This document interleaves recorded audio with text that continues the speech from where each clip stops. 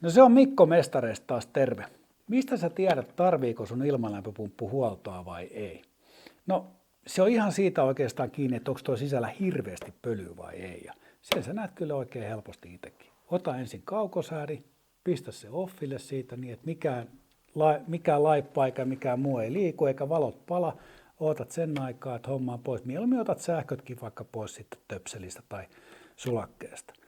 Ja sitten sen jälkeen vaan kattele tänne sisään. No ihan ilman kannenkin avauksia, niin näkee jo päälle päin, että onko siellä kauheasti pölyä. Mutta mä nyt otan tästä tämän kannen auki, niin kuin säkin saat sen siellä kotona. Ja siellähän on ne suodattimet, mitkä pitäisi 2 viikon välein noin suunnilleen puhistaa. Joo, mä tiedän, että et ole varmaan puhistanutkaan niin usein, mutta sitten siinä käy näin, että se alkaa pölyntyä se kone.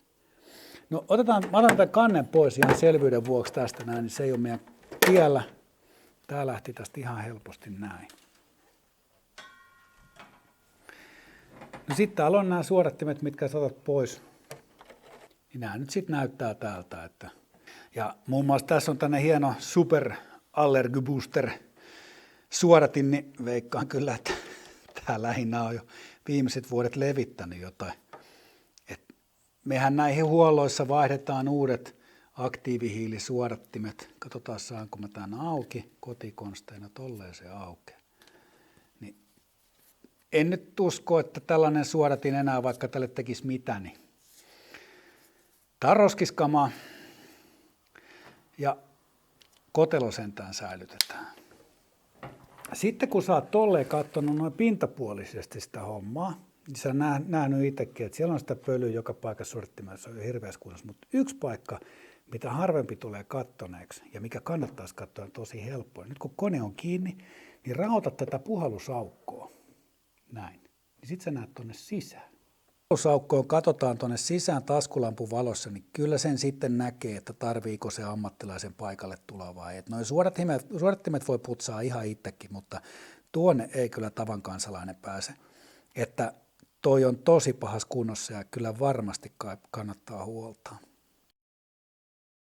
Ei tällainen Panasonicin peruslaitehan on kyllä tosi simppeli purkaa, ei tässä ole mitään ihmeellistä.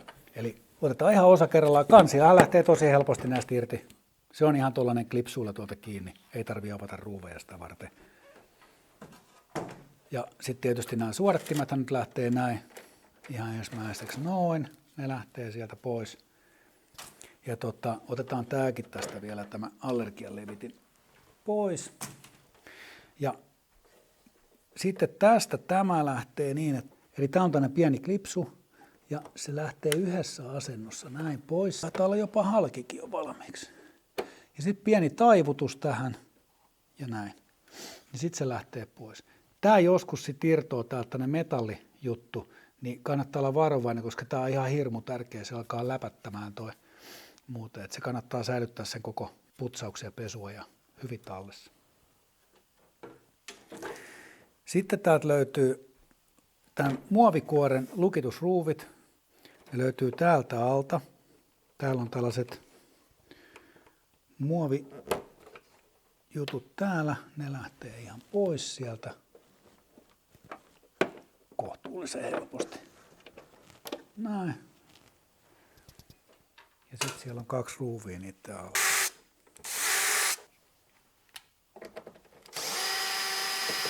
Noin, sähköboksi auki, ettei se ole tiellä. Siellä katsotaan, tässä nyt ei ole johtojakaan.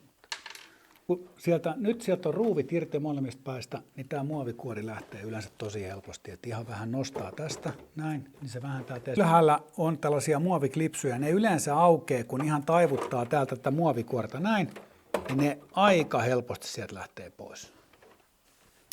Eli tämä puhallinrumpu lähtee ihan silleen irti ja taas aika universaali konstruktio. Eli pitkä ristipääruuvari, tosipaan tarvit kuusiokolon. Ja sitten se on tuolla on yhdestä kohtaa, se on tuolta kiinni.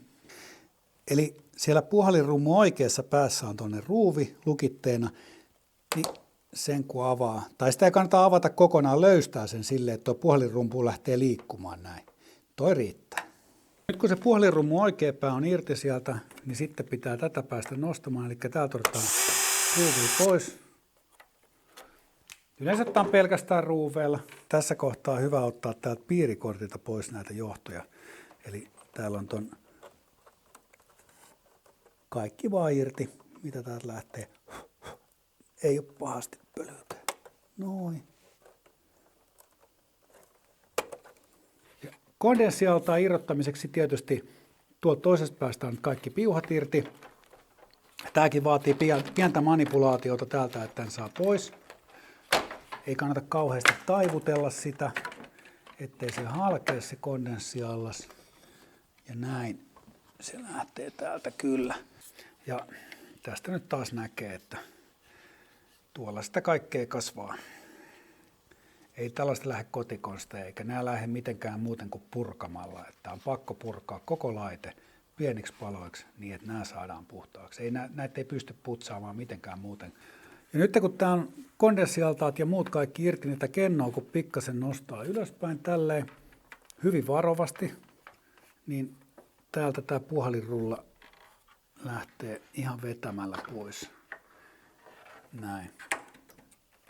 Ja sitten varovasti laskee ton kennon takas paikalle.